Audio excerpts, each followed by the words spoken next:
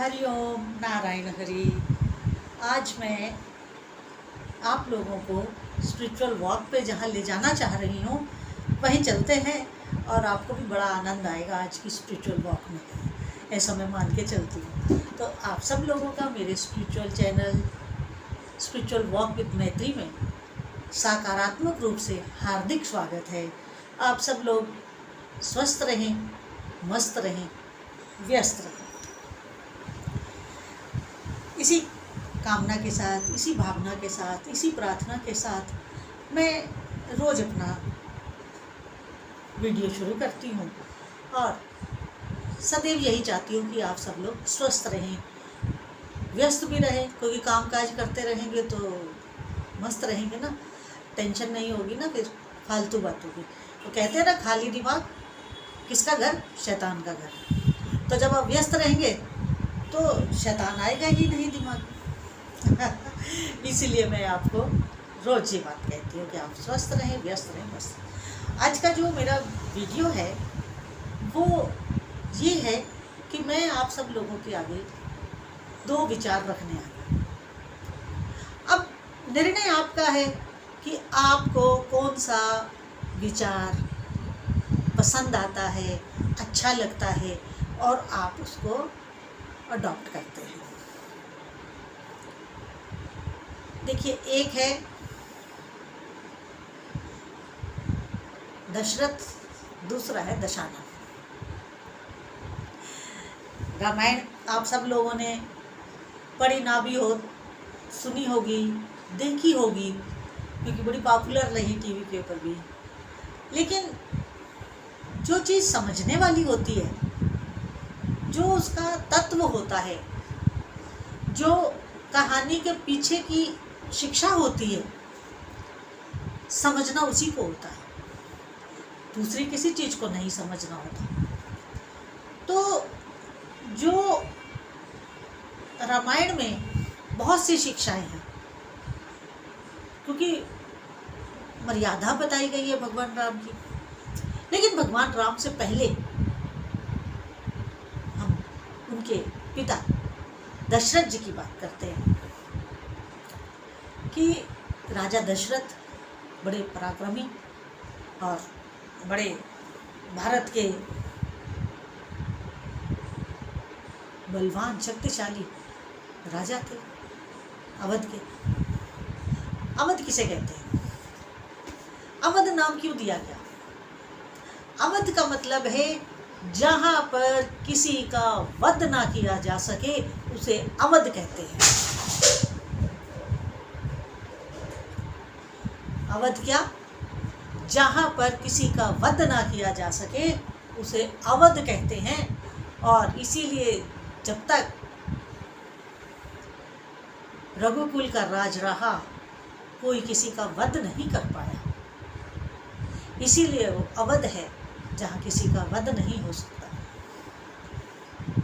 आप आज भी उन शब्दों के अर्थ को जाने, उन शब्दों के पीछे मर्म को जाने कि उन शब्दों को क्यों उस समय ऐसे बनाया गया और आज तक वो चले आ रहे हैं।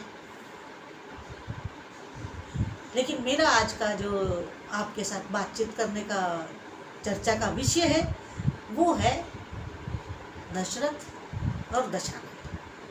रामायण में ये दो विचार हैं आपके सामने। दशरथ कौन? दशरथ वो जिन्होंने अपनी 10 इंद्रियों को अपने कंट्रोल में कर रखा है और मन चले नहीं है। हर निर्णय, हर फैसला, जीवन को जीने की कला दशरथ जी से अच्छा कोई नहीं जानता था। ज्ञानी थे, हर चीज के मर्म को जानते थे, वचन से मुकरते नहीं थे। वचन दिया सो दिया। ये तो हर कोई कहता है, रघुकुल रीत सदा चली आई, प्राण जाए पर वचन ना जाए। दशरथ वो है जिसने अपनी 10 इंद्रियों को नकेल डाली हुई थी। जैसे घोड़ा होता है, घोड़े में नकेल डालते हैं ताकि घोड़ा हमारे नियंत्रण में रहे, नियंत्रण से बाहर ना जाए।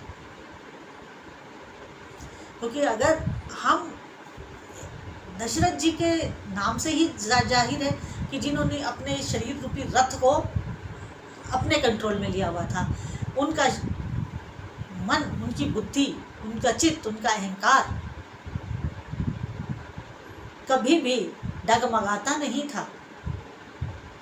वो सदैव ऐसा निर्णय लेते थे जो लोक कल्याणार्थ होता था, जो सबकी फेवर में होता था। नहीं तो राम उनके सबसे प्रिय पुत्र थे, कैकेयी को वचन दिया, निभाया, चाहे वो खुद मृत्यु को प्राप्त हो गए, लेकिन वचन नहीं छोड़ा। तभी कहते हैं रघुकुल की रीत सदा चली आई, प्राण जाए पर वचन न जाए। प्राण चला गया उनका, लेकिन उन्होंने अपना वचन पूरा किया। यही मर्यादा है। दशरथ ने अभी सारी इंद्रियों को नथा हुआ था, नियंत्रण में कर रखा था। बेटा क्या हुआ? राम। राम क्या? मर्यादा पुरुषोत्तम। जब हम अपनी इंद्रियों को अपने कंट्रोल में कर लेते हैं, अपनी इच्छाओं को अपने कंट्रोल में कर लेते हैं, अपने को कहीं भटकने नहीं देते हैं, रिजल्ट क्या होता है कि हम एक मर्यादित जीवन जीते हैं। हम एक बड़ा नॉर्मल, बड़ा जैसे नेचर के साथ मिल के जीते हैं। तभी तो राम पैदा होता है, तभी तो राम पैदा होता है। तो वो क्या थे? मर्यादा पुरुषोत्तम थे। ये तो हमने आपको बताई दशरथ जी की बात। अब दूसरा विचार रामायण में है दशानन, 10 सिरों वाला। रावण के कितने सर थे? 10 सर थे। वो एक अलग बात है कि उसने तपस्या करके 10 सिर चढ़ाए और वो तभी दशानन कहलाया। लेकिन बात यहाँ ये है कि रावण 10 सिर थे और उसकी इंद्रियां 10 दिशाओं में भटकती थी। भक्त जरूर था, लेकिन मन के ऊपर नियंत्रण नहीं था। वो जो है मर्यादा भी नहीं रखता था। ज्ञानी था, ज्ञानी था, मगर उसके द्वारा जो संचालन था जीवन का, वो उसकी 10 इंद्रियों के द्वारा ही था। उसने अपनी इंद्रियों के ऊपर कोई कंट्रोल नहीं रखा हुआ था। अब हम ज़्यादा नहीं बोलेंगे रावण के बारे में भी, क्योंकि विद्वान था, तपस्वी था, शिव जी से कई वरदान भी प्राप्त किए थे, लेकिन उसका जो बुद्धि थी, उसका जो मन था, वो चंचल था और वो 10 दिशाओं में घूमता था। इसी वजह से रावण को कोई भी अपना आदर्श नहीं मानता है। आदर्श किसे माना जाता है? आदर्श मानते हैं दशरथ जी को, राम जी को, लक्ष्मण जी को। रावण को आदर्श नहीं माना जाता क्योंकि वो 10 दिशाओं में दौड़ रहा था।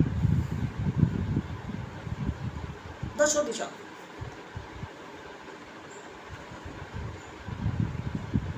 अब आप सब लोग, हम सब लोग क्या हैं कि भाई हम लोग भी मन से चंचल, मन हमारा 10 दिशाओं में दौड़ता है, इंद्रियों के ऊपर कंट्रोल नहीं है, मोह माया लोभ, अक्षमा, क्षमा तो करते ही नहीं, और चाहते क्या है कि सिर्फ और सिर्फ मुझे सुख मिले, दूसरे को मिले ना मिले, जो हो सो। लेकिन ये क्या वृत्ति है, ये क्या प्रवृत्ति है? ये रावण वाली प्रवृत्ति है, रावण की प्रवृत्ति है। हमें अपने को मर्यादित रहना चाहिए जीवन में। अब आजकल लोगों का क्या है, वो ये चाहते हैं कि उनकी बढ़िया तनख्वाह हो, मोटी घूस हो, बंगला हो, गाड़ी हो और नौकर चाकर हो, और हम अपना समाज में क्या करें, स्टेटस लेकर के जिए।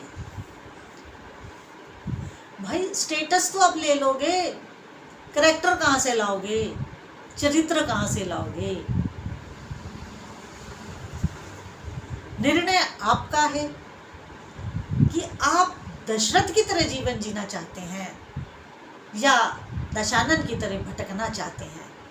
अब जहाँ मन आपको भटकाए वहाँ आप भटकें, जहाँ मन आपको ले जाए, चाहे गड्ढे में ही फेंक दे, जा करके फेंकते ही है। मैं देखती हूँ समाज के बहुत लोग मेरे को मिलते हैं, मेरा पब्लिक के साथ इंटरेक्ट रहता है, जानती हूँ अतृप्त आत्माएं हैं, तृप्ति नहीं है, संतोष नहीं है। और जब तक संतोष नहीं आएगा मन में, जीवन में शांति कदापि नहीं आएगी, कभी नहीं आएगी। जब तक हम अपने जीवन को संतोषी नहीं करेंगे, अपनी इंद्रियों को अपने कंट्रोल में नहीं लेंगे, अपने मन को अपने हिसाब से, हमारी बुद्धि और मन हमारे कंट्रोल में हो, तभी हम दशरथ कहलाएंगे। दसों इंद्रियों को अपने कंट्रोल में करेंगे, उनके ऊपर नकेल डालेंगे, अपने इंद्रिय रूपी घोड़े को अपने कंट्रोल में रखेंगे, तभी जीवन में विजयी हो पाएंगे, तभी जीवन में अपनी मंजिल हासिल कर पाएंगे, तभी अपने आप को व्यवहारिक कर पाएंगे, तभी हम अपने आप को एक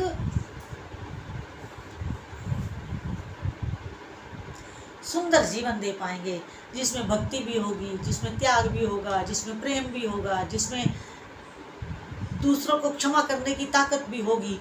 ये सब होगा तभी हम अपने जीवन को पूर्ण मानेंगे। अतृप्त जीवन ना खुद सुखी होता है, ना दूसरे को सुखी करता है। अतृप्तता सबसे बड़ा अभिशाप है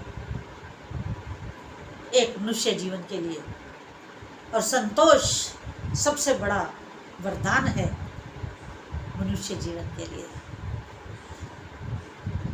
त्याग में उतनी ताकत नहीं है जितनी वैराग्य में है।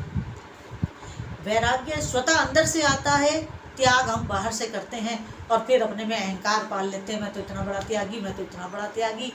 नहीं, त्यागी नहीं, वैरागी बनिए। किसी के साथ राग द्वेष मत रखिए, अपने आप को प्रभु के चरणों को समर्पित कीजिए और अपने जीवन को अति सुंदर, शांतिमय और वैराग्यपूर्ण बनाइए। फिर देखिए, आपको कभी जीवन में कोई कमी महसूस नहीं होगी, कोई आपके जीवन में अभाव महसूस नहीं होगा। चाहे लाखों अभाव हो जीवन में, अनुभव में नहीं आएंगे। अभाव कभी आपके अनुभव में नहीं आएंगे। एक बार ऐसा जीवन जी के तो देखिए, मन को समझा के तो देखिए, दशरथ बन के तो देखिए। आपके घर में शांति होगी ना, तो बच्चे भी मर्यादित रहेंगे और जीवन बहुत शांतिपूर्ण सुखमय होगा और आनंदमय होगा, प्रभु के चरणों को समर्पित होगा। फिर देखिएगा कैसा आनंद आता है। फिर आपको कहीं भटकने की ज़रूरत नहीं, कहीं जाने की ज़रूरत नहीं, किसी से कुछ पूछने की ज़रूरत नहीं। एक बार ऐसा जीवन जी के तो देखिए। अगर मेरा आज का वीडियो आपको अच्छा लगा हो तो स्पिरिचुअल वॉक विद मैत्री मेरे इस चैनल को अधिक से अधिक सब्सक्राइब करिए, लाइक करिए, शेयर करिए, ताकि मेरी वाणी जो है लोगों को मार्ग दिखा सके, राह दिखा सके, किसी का कल्याण हो जाए हम सबके द्वारा, तो हमारा भी फिर स्वतः हो जाएगा। हरि ओम नारायण हरि।